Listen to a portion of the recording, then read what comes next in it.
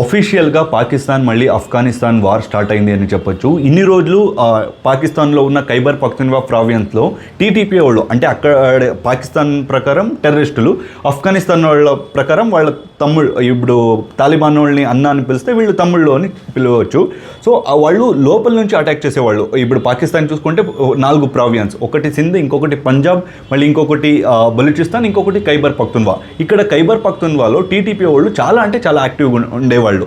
ఇప్పుడు ఏం చేశారంటే ఈ టీటీపీ వాళ్ళు పాకిస్తాన్ అవుట్ సైడ్ వెళ్ళి, అంటే ఆఫ్ఘనిస్తాన్కి వెళ్ళి అక్కడి నుంచి అటాక్ చేస్తున్నారు. ఈరోజు మార్నింగ్ ఒక 4-5 o'clockకి వార్ అనేది స్టార్ట్ అయింది. ఆఫ్ఘనిస్తాన్ వాళ్ళు చెప్పే ప్రకారం 12 మేము ఆర్మీ పోస్టుల్ని బ్లాస్ట్ చేశాం, అండ్ మా సైడ్ కూడా 12 సిటిజన్ అనేది చనిపోయారని ఆఫ్ఘనిస్తాన్ చెప్తున్నారు. వీళ్ళు పాకిస్తాన్ వాళ్ళు ఇప్పుడు ఇండియా ఎలా వార్నింగ్ ఇచ్చిందో పాకిస్తాన్కి, మీరు ఇంకోసారి ఏమైనా టెర్రరిజం అని వస్తే ఫుల్ టైం వార్ చేయాల్సి ఉంటుంది, లేదంటే అందరినీ కూడా క్లోజ్ చేయాల్సి ఉంటుంది అని మేము ఎలా పాకిస్తాన్కి వార్నింగ్ ఇచ్చామో వాళ్ళు అలాగే తాలిబాన్కి ఇచ్చారు, అంటే ఆఫ్ఘనిస్తాన్ వాళ్ళకి ఇచ్చారు.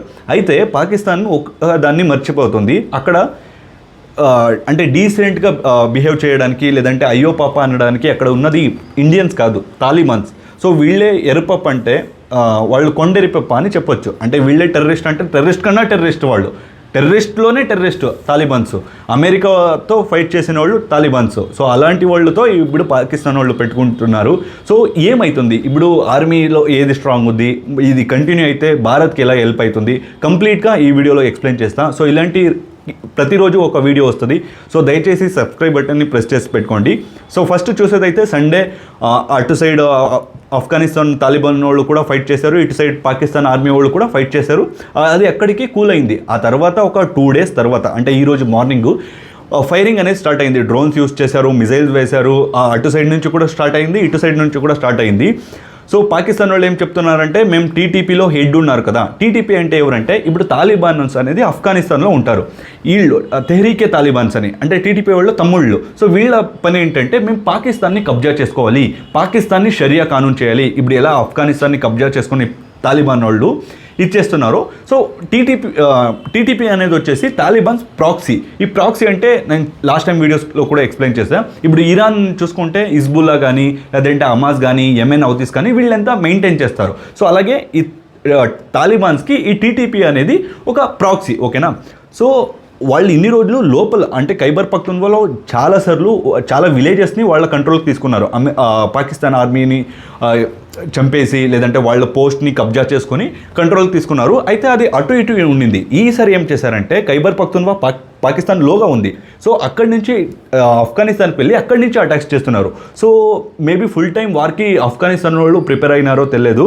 అండ్ ఆర్మీ ఏది స్ట్రాంగ్ ఉంది అని చూసుకుంటే డెఫినెట్లీగా పాకిస్తాన్ ఆర్మీనే స్ట్రాంగ్ ఉంది. అయితే మేము అబ్జర్వ్ చేయాల్సింది ఏంటంటే, వాళ్ళు ఎవరితో యుద్ధం చేస్తున్నారని గుర్తుపెట్టుకోవాలి పాకిస్తాన్. అదే చెప్పా కదా, వీళ్ళు టెర్రరిస్ట్ అంటే వాళ్ళు టెర్రరిస్ట్కే టెర్రరిస్ట్. సో వాళ్ళు వదిలిపెట్టారు. ఇప్పుడు ఫుల్ టైం వారేమైనా తాలిబాన్ వాళ్ళు స్టార్ట్ చేసుకుంటే వాళ్ళకి ధర్మం లేదు, దయా లేదు, జస్ట్ చంపుకొని వెళ్ళడం. ఆర్మీకి అయితే ఒక రూల్స్ ఉంటాయి, వాళ్ళు తాలిబాన్ వాళ్ళకి ఏముండదు.